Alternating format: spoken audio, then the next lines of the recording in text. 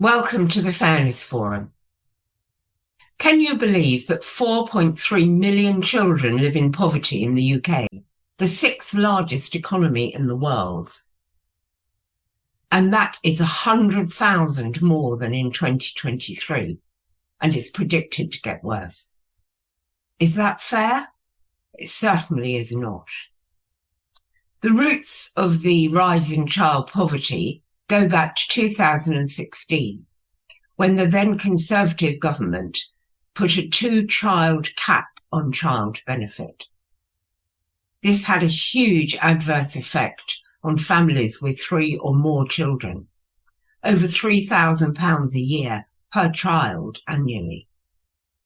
Observers like the London School of Economics suggest that abandoning the cap would have an almost immediate positive impact.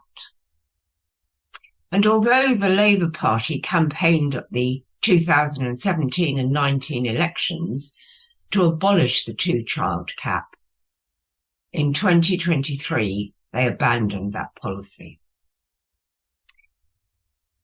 The Labour government has established a child poverty task force, but the 2-child cap remains in place. We must question why recent UK governments have done so little to alleviate this problem. And we must ask, is that fair?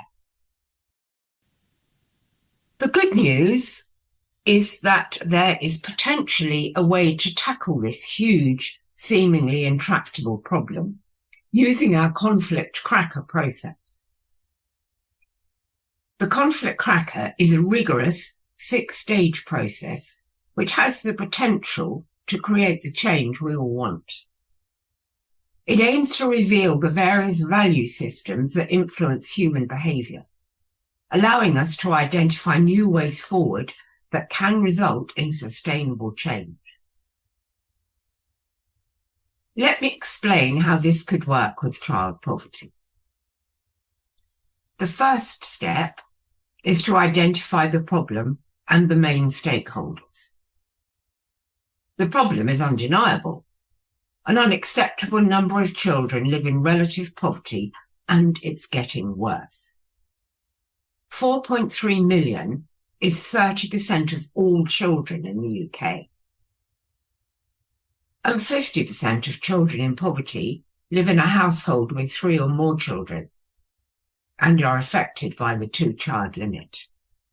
Absolute poverty has also risen. We have identified 5 main stakeholders. So step 2 is to identify what each stakeholder gets out of holding on to their current viewpoint.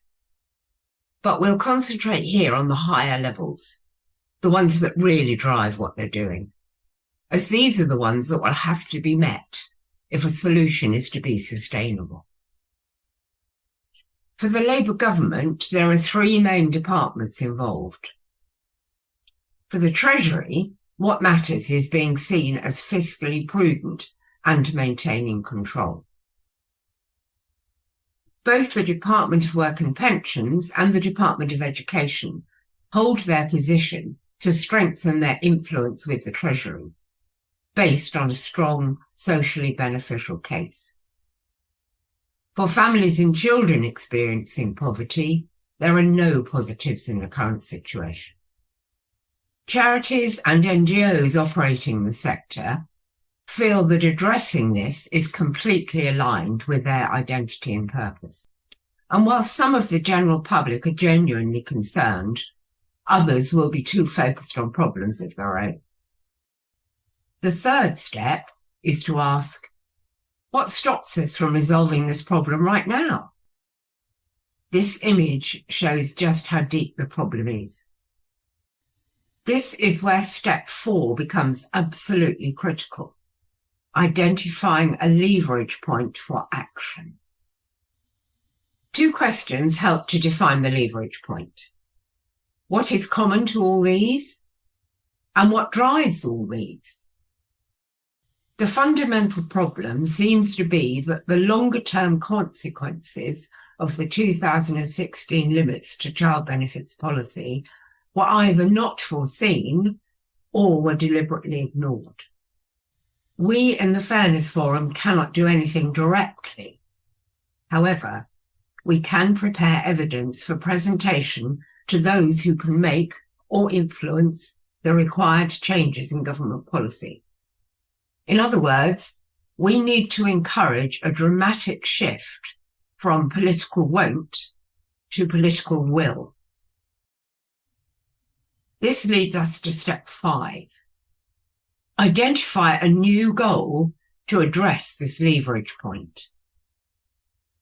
We need to present a compelling case for change to the newly set up Ministerial Child Poverty Task Force and to other key players who could be influential.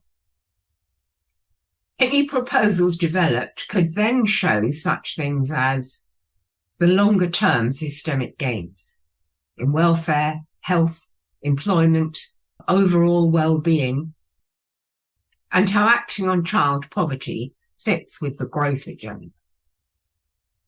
Proposals could identify tangible actions to differentiate from previous administrations' warm words and provide a summary of the results achieved by Blair and Brown between 1998 and 2003.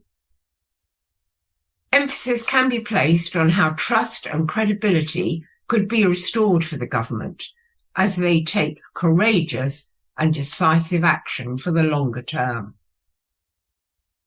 And last but not least, it's likely to be a future vote winner because it reduces inequality and raises living standards. To provide the best chance of being successful, our new goal must meet the higher level interests of all the stakeholders mentioned earlier. This is step 6. If the Labour government was to scrap the 2-child cap and potentially the household benefit cap, the consequences for all stakeholders are almost universally positive. One possible exception is the Treasury, who could be brought on board by showing that investment in the young brings dividends in future employment and health.